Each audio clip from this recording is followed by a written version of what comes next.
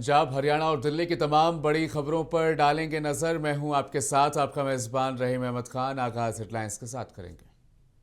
सुर्खियों को पेश करने में ताउन किया है डॉक्टर ऑर्थो ऑयल के साथ साथ डॉक्टर ऑर्थो कैप्सूल्स साथ लेना ना भूलें। दिल्ली के चांदनी चौक को अब उलझे तारों से मिलेगी निजात। सीएम रेखा गुप्ता ने अंडरग्राउंड वायरिंग प्रोजेक्ट का किया उद्घाटन।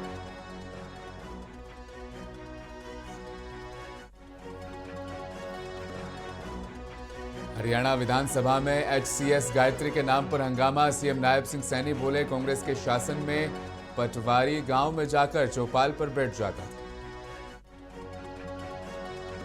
पंजाब के सीएम भगवंत सिंह मान ने किसानों को दिया बड़ा तोहफा। मालवा क्षेत्र के 4 जिलों तक पहुंचा नहर का पानी।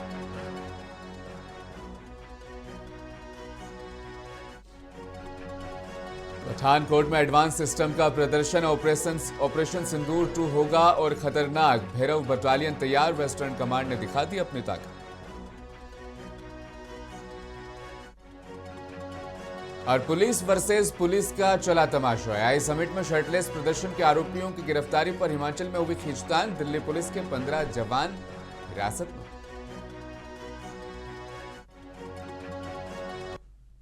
चांदनी चौक इलाके में बिजली के उलझे तारों से अब लोगों को दरअसल राहत मिलने वाली है। दिल्ली सरकार ने पूरी दिल्ली में 125 कॉलोनियों, सड़कों के अलावा चांदनी चौक की 26 से ज्यादा सड़कों की ओवरहेड वायरिंग, यानी जो खुले में वायरिंग नजर आती है, उसे अंडरग्राउंड करने का फैसला किया है।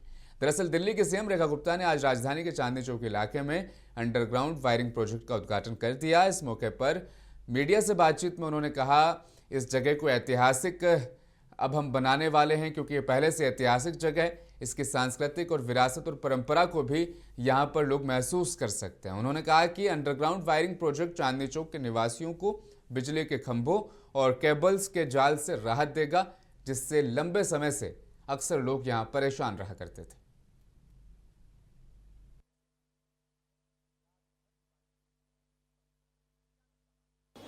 चांदनी चौक एक ऐतिहासिक परिसर, जहां हमारे देश का इतिहास, विकास, परंपराएं, संस्कृति, हर एक चीज एक ही स्थान पे कहीं देखने को मिलती है, तो वो चांदनी चौक है। ये पुरानी दिल्ली का क्षेत्र, यहाँ की जड़ों में, यहाँ की हवाओं में भारत की परंपराएं, सुगंध और स्वाद, तीनों चीजें एक साथ देखने को मिलती है। ऐसे में यहाँ का जो विकास है वो बहुत महत्वपूर्ण है। आज मुझे खुशी है कि जो सबसे बड़ी समस्या चांदनी चौक की है, ये बेतरतीब लटकी हुई खतरनाक तारें, जो कि रोजाना इस क्षेत्र में हादसों का कारण बनती थी, जिसके कारण से कभी यहाँ के क्षेत्रवासी खुला आसमान देख नहीं पाते थे। आज 160 करोड़ की लागत से, लगभग 160 करोड़ की लागत से 28 बड़ी सड़कों पे वायरिंग को अंडरग्राउंड करने का काम हमारे ऊर्जा मंत्रालय के द्वारा शुरू हुआ है। राजधानी दिल्ली में जल्द ही पहले international film festival of Delhi यानी IFFD का आयोजन होने वाला है। दिल्ली के सीएम रेखा गुप्ता और दिल्ली के टूरिज्म मिनिस्टर कपिल मिश्रा ने फिल्म फेस्टिवल का आगाज कर दिया। दोनों ने इसका लोगो भी लॉन्च किया। फिल्म फेस्टिवल 25 से 31 मार्च तक होगा।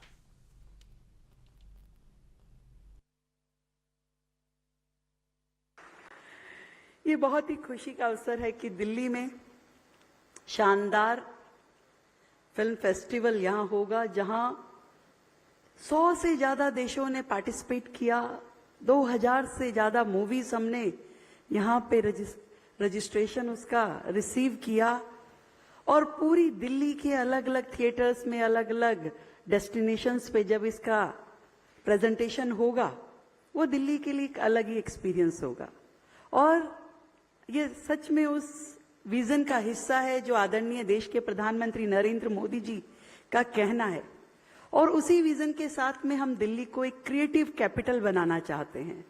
एक कैपिटल जहां कॉन्सर्ट इकोनॉमी हो, जहां ऑरेंज इकोनॉमी के साथ में हमारा युवा चले, और दिल्ली में जो विजन हर व्यक्ति देखता है, उस विजन के साथ में ये दिल्ली आगे बढ़े। मैं ये समझती हूं कि ये फिल्म फेस्टिवल नए कीर्तिमान स्थापित करेगा। दिल्ली के ऊर्जा मंत्री आशीष सूद ने महाराजा अग्रसेन कॉलेज में आधुनिक स्टूडेंट फैसिलिटी सेंटर का उद्घाटन किया, बुनियाद रखी। ये केंद्र smart classroom, multimedia, seminar hall और सुव्यवस्थित एकेडमिक सुविधाओं से लैस है, जो छात्रों को नई शिक्षा क्रांति प्रदान करेगा।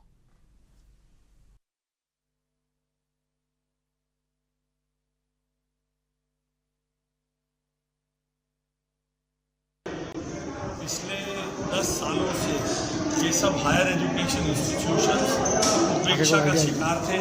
पैसे का अभाव, सैलरी ना देना, इनकी सुविधाओं के निर्माण के लिए पैसा ना देना, अब वो टकराव की ईरा खत्म हो चुकी है।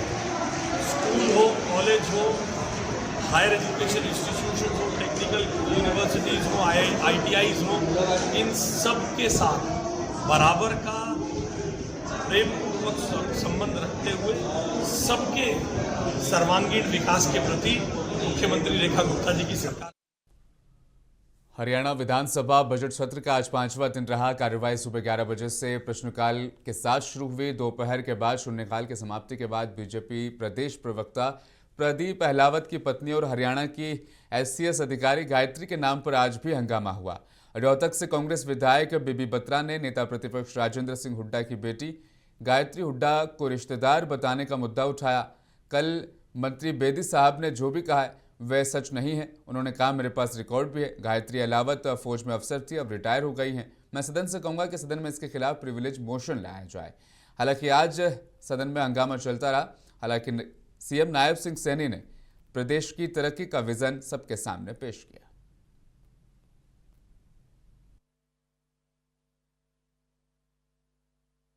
माननीय अध्यक्ष जी, हमने दफ्तर को दर्पण बनाया है। हमने दफ्तर को दर्पण बनाया है। सब साफ दिखाई देता है। ट्रांसपेरेंसी है माननीय अध्यक्ष जी, एकदम साफ दिखाई दे रहा। अगर टैक्सी किसी ने पकड़ी है, उसको तुरंत, ये पहली बार इतिहास के अंदर हुआ है, इसी सदन के बाद उसको एक्सपेल कर दिया गया नौकरी से। कर सकता है कोई कर सकता है, किसी की मनसा खराब हो सकती है। हमने ये स्पष्ट रूप से इसी फ्लोर ऑफ द हाउस कहा है माननीय अध्यक्ष जी, अगर कोई माँ बाप, कोई बच्चा अगर ये कहते कि मैंने किसी को 5 पैसा दिया है, उसके खिलाफ तुरंत कार्रवाई हो जाएगी। तो फ्लोर ऑफ द हाउस हमने कहा। माननीय अध्यक्ष जी, इनका हर इल्जाम अतीत से टकराकर लौट आता है। पंजाब के CM भगवंत मान ने आज फिरोजपुर फीडर नहर के रेनोवेशन के पहले फेज का उद्घाटन पंजाब के CM ने कल कर दिया था। इसे किसानों के लिए एक ऐतिहासिक तोहफा अब बताया जा रहा है। उन्होंने कहा कि ऐतिहासिक कदम मुस्तकबिल में पंजाब के पानी को बचाने के लिए एक ऐतिहासिक कदम साबित होगा। इस नहर को मालवा इलाके के लाइफलाइन बताते हुए CM मान ने कहा कि यह प्रोजेक्ट फिरोजपुर, फरीदकोट, श्री मुक्तसर साहिब और फाजिलका जिलों के लिए वरदान साबित होगा।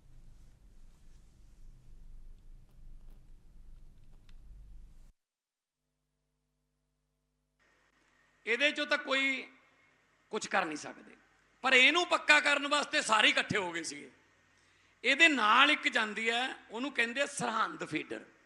ਉਹਦੇ ਚ 5000 ਕਿਊਸਿਕ ਪਾਣੀ ਜਾਂਦਾ ਹੈ ਜੀ। ਉਹ ਸਰਹੰਦ ਕਿਊਸਿਕ ਅੱਗੇ ਜਾ ਕੇ ਮੱਲਾਂ ਵਾਲੇ ਹੈੱਡ ਤੇ ਜਾ ਕੇ ਉਹ ਫਿਰੋਜ਼ਪੁਰ ਫੀਡਰ ਬਣ ਜਾਂਦੀ ਹੈ। ਇੱਥੋਂ ਸੱਜੇ ਨੂੰ ਪਾਣੀ ਲੰਘ ਜਾਂਦਾ। ਬਾਕੀ ਆ ਫਾਜ਼ਿਲਕਾ ਦੇ ਪਿੰਡ, ਮੁਕਤਸਰ ਦੇ ਪਿੰਡ, ਗਿੱਦੜਬਾਹੇ ਦੇ ਪਿੰਡ, ਇਹ ਨਾਲ ਇਹਦੇ ਜਾਂਦੀ ਹੈ। ਇਹ ਅੱਗੇ ਜਾ ਕੇ ਬੱਲੇ ਵਾਲਾ ਹੈਡਬਕਸ ਤੋਂ ਆ ਨਾਲ ਬੀਕਾਨੇਰ ਕਨਾਲ ਜਾਂਦੀ ਹੈ। ਇਹਦਾ ਕੋਈ ਲੈਣਾ ਦੇਣਾ ਨਹੀਂ ਸਾਡੇ ਨਾਲ। ਮੇਨ ਬ੍ਰਾਂਚ ਹੈ ਈਸਟਰਨ। ਪਾਕਿਸਤਾਨ ਚੱਲਦੀ ਸੀ ਵੈਸਟਰਨ, ਇਹ ਈਸਟਰਨ ਇੱਕ ਨਹਿਰ ਜਾਂਦੀ ਹੈ। ਤੇ ਜਦੋਂ ਪਾਣੀ ਹਰੀਕੇ ਪੱਤਨ ਤੋਂ ਜਿਹੜਾ ਅੱਗੇ ਜਾਂਦਾ, ਉਹ ਬਾਇਆ ਕਸੂਰ ਹੁੰਦੇ ਹੋਏ ਸਤਲੁਜ ਦੁਬਾਰਾ ਫੇਰ ਭਾਰਤ 'ਚ ਆ ਜਾਂਦਾ। ਤੇ ਉਹਨਾਂ ਨੇ ਕਸੂਰ ਦੇ ਵਿੱਚ ਜਿੰਨੀਆਂ ਚਮੜੇ ਦੀਆਂ ਫੈਕਟਰੀਆਂ ਦਾ ਗੰਦਾ ਪਾਣੀ ਹੈ, ਸਾਰਾ ਸਤਲੁਜ 'ਚ ਪਾ ਦਿੰਦੇ ਨੇ। ਉਹ ਜਿਹੜਾ ਜਦੋਂ पंजाब विधानसभा के विधायक सुखपाल सिंह खेड़ा के घर पर सोमवार को पीला पंजा यानी बुलडोजर एक्शन हुआ है। कपूरथला जिले में उनके घर के बाहर भारी पुलिस फोर्स की मौजूदगी में ये तोड़फोड़ की कार्रवाई वहां पर की गई। इस दौरान विधायक सुखपाल सिंह खेड़ा ने पंजाब सरकार पर कई गंभीर आरोप लगाए। हालांकि इस मामले पर आज पंजाब कांग्रेस के अध्यक्ष अमरिंदर सिंह राजा वड़िंग और एलओपी प्रताप सिंह बाजवा और विधायक सुखपाल सिंह खेड़ा ने ज्वाइंट प्रेस कॉन्फ्रेंस की और आम आदमी पार्टी सरकार की राजनीति वेंडेटा इस हरकत को करार दिया गया। जिस प्रकार पुलिस ने धक्केशाही जास्ती ते उतों की लोकल एडमिनिस्ट्रेशन ने, चाहे पंचायती विभाग के लोग सन, चाहे पुलिस प्रशासन सीगा, चाहे सिविल के कुछ अधिकारी सन, उन्होंने बिना दस्सिया पुछिया उन्हां दा गेट तोड़िया ते घर दी दीवार नूं तोड़िया, जिहड़ा कि सारी मीडिया ने दिखाया और सारे पंजाब दे लोगों ने वेख्या कि किस प्रकार दी धक्केशाही, जास्ती ते गुंडागर्दी पुलिस वालों कीती गई है। सो ओहदे ते असीं गवर्नर साहब नूं दस्सिया भी किसी प्रकार दा नोटिस नहीं आया सी। पठानकोट में भारतीय सेना के वेस्टर्न कमांड ने ऑपरेशन सिंदूर की बड़ी कामयाबी को याद करते हुए भविष्य की चुनौतियों के लिए अपनी पूरी ताकत का प्रदर्शन किया। मामून कैंट के ध्यानचंद स्टेडियम में आयोजित ऑपरेशन कैपेबिलिटी डेमोन्स्ट्रेशन में सेना ने हाईटेक ड्रोन, नेटवर्क्ड बैटलफील्ड और एडवांस सर्विलांस गैजेट्स के साथ अपनी आधुनिक क्षमता दिखाई।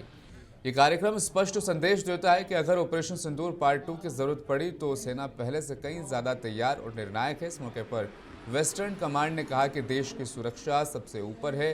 भारतीय सेना हर चुनौती का मुंहतोड़ जवाब देने में सक्षम है।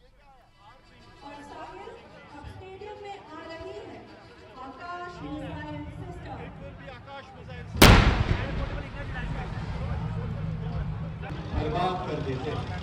ये सिस्टम हमारे जवानों का वो भरोसा है जो दुश्मन के हर मंसूबे को हवा में ही ध्वस्त कर देते हैं।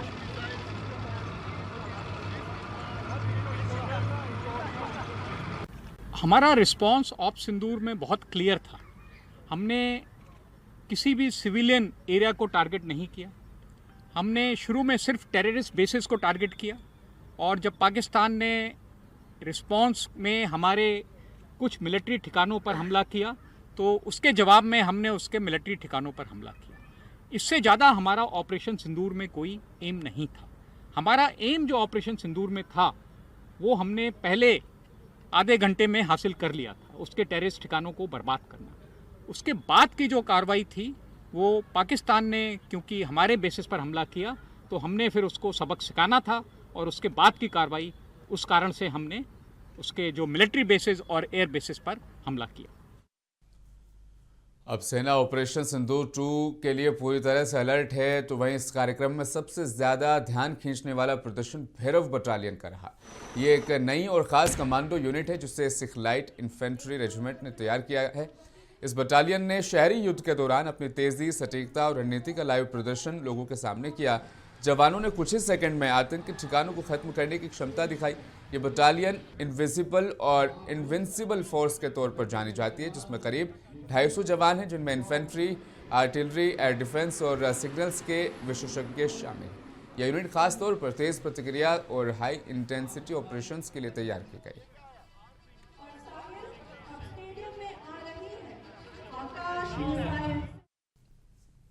सेना ने यह भी दिखाया कि नेटवर्क स्ट्रैटेजिक वॉरफेयर सिस्टम के जरिए कमांड और कंट्रोल को और ज़्यादा मजबूत किया जाता है। ड्रोन्स की तस्वीरें हम आपको अब दिखाएंगे जो देश की सुरक्षा में सबसे ज़्यादा अहम किरदार भी अदा करते हैं। अब सेना के अलग अलग यूनिट्स के बीच जानकारी तुरंत इनके ज़रिए से साझा की जाती है, जिससे फैसले तेज़ी से लिए जा सकते हैं और कार्रवाई भी तुरंत हो सकती है। भारतीय सेना ने एक बार फिर अपनी ताकत और तैयारी का प्रदर्शन करते हुए साफ कर दिया कि वे आने वाली किसी भी चुनौती का जवाब देने के लिए पूरी तरह से तैयार है। वेस्टर्न कमांड के अधिकारियों ने भी साफ कहा कि देश की सुरक्षा सबसे ऊपर है।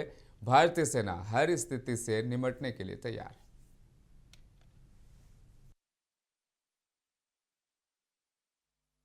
ये वेस्टर्न कमांड की ड्रोन वर्कशॉप्स द्वारा बनाए गए ड्रोन्स है जो अलग अलग वैरायटी के हैं, अलग अलग पर्पस के लिए यूज़ होता है इनको।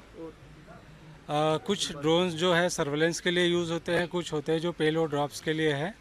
तो इसमें देख रहे होंगे कि और सभी की इंडोरेंस भी अलग अलग है। कई हज़ारों किलोमीटर, 100 सैकड़ों 100 किलोमीटर 50 किलोमीटर तक ये जा कर के दुश्मन के इलाके में जा सकता है और सर्वेलेंस कर सकता है। हाँ, ये डेविल है, ये ड्रॉपिंग ड्रोन है। इसमें ग्रेनेड ड्रॉप होता है। उसके बाद ये वज्रा 1.5 है। ये अपने साथ 1.5 kg का पेलोड कैरी कर सकता है। और इस टाइम पे हमने और भी इसमें कुछ चीज़ें ऐड ऑन करी हैं जिससे ये पॉसिबल हुआ है हमको। या इम्पैक्ट समिट में हुए शर्टलेस प्रोटेस्ट के मामले में दिल्ली पुलिस ने शिमला से 3 और कांग्रेस वर्कर्स को गिरफ्तार किया। इस तरह से अब कुल 11 गिरफ्तारियां हो गई है। हालांकि आरोपियों को दिल्ली लाते समय हिमाचल पुलिस ने टीम को रोक लिया। हिमाचल पुलिस ने दिल्ली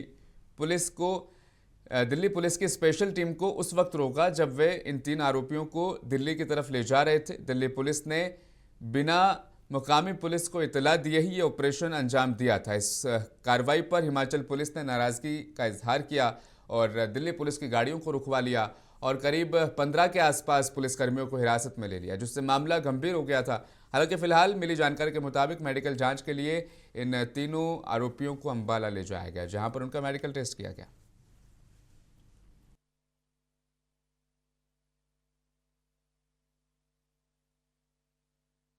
जी, दिल्ली पुलिस हमारे पास 3 आरोपियों को नॉर्मल मेडिकल एग्जामिनेशन के लिए district civil hospital Ambala city में लेकर आई थी, जिनके नाम सिद्धार्थ, सौरभ और अरबाज हैं, जिनका medical examination district civil hospital Ambala city में किया गया, जिनका नॉर्मल मेडिकल एग्जामिनेशन था, जिसमें प्राइमरी एग्जामिनेशन में उनको कोई शारीरिक चोट अभी नहीं थी। पेशेंट बिल्कुल स्टेबल थे और अभी उनको पुलिस लेकर जाती। यूथ कांग्रेस के कार्यकर्ताओं की गिरफ्तारी को लेकर दिल्ली और हिमाचल पुलिस के बीच चले टकराव पर अपना रद्दअमल जाहिर करते हुए यूपी के पूर्व डीजीपी विक्रम सिंह ने कहा कि दिल्ली पुलिस और हिमाचल पुलिस के बीच में टकराव होना गलत है।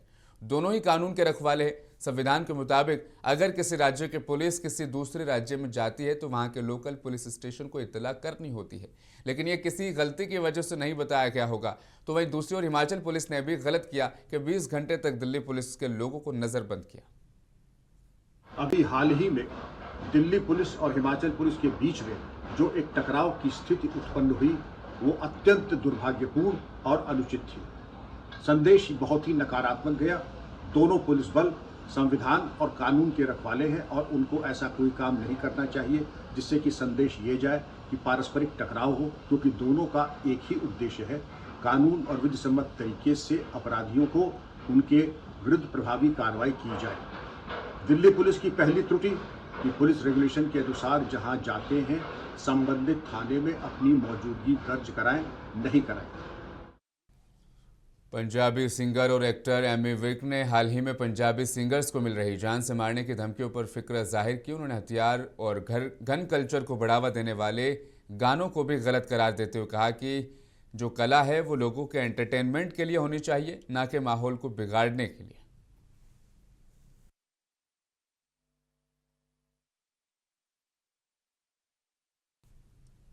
साइबर सिटी गुड़गांव में प्यार और सनक का ऐसा मामला सामने आया जिसने पुलिस प्रशासन के साथ साथ आम जनता की सांसें भी अटका दी।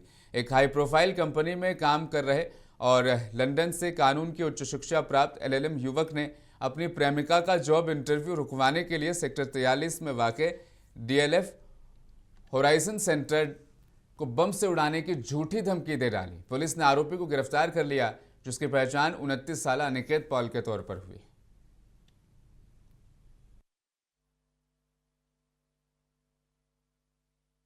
देखिए, कल 24 तारीख को सुबह 9:10 के आसपास एक ईमेल एक कंपनी में प्राप्त हुई थी, जिसमें उस कंपनी को और उस बिल्डिंग को बम से उड़ाने की धमकी दी गई थी।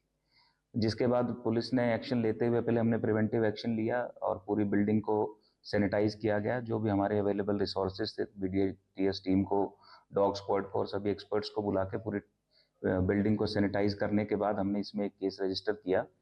और जिस ईमेल से ये धमकी प्राप्त हुई थी, उस ईमेल पर काम करते हुए हम लोगों ने जो एक्यूज था उस तक हम लोग पहुंचे और उसे कल गिरफ्तार। नूंह जिले में 12वीं की वार्षिक परीक्षा के दौरान government senior secondary school Salaheri के एग्जाम सेंटर 32 पर 2 फर्जी स्टूडेंट्स पकड़े गए जो असली छात्रों की जगह पर बैठकर अंग्रेजी का पेपर दे रहे थे। इस मामले में कुल 3 गिरफ्तारियां हुई, जबकि एक नाबालिग को अभिरक्षा में लिया गया। चेकिंग और स्कैनिंग के समय 2 परीक्षार्थियों के एडमिट कार्ड और रोल नंबर में गड़बड़ी सामने आई। जांच में पता चला कि एक नाबालिग छात्र असली छात्र शहबाज की जगह पर एग्जाम देने के लिए पहुंचा हुआ, जबकि शहबाज अटबर असली छात्र समीर निवासी अटबर की जगह बैठा था।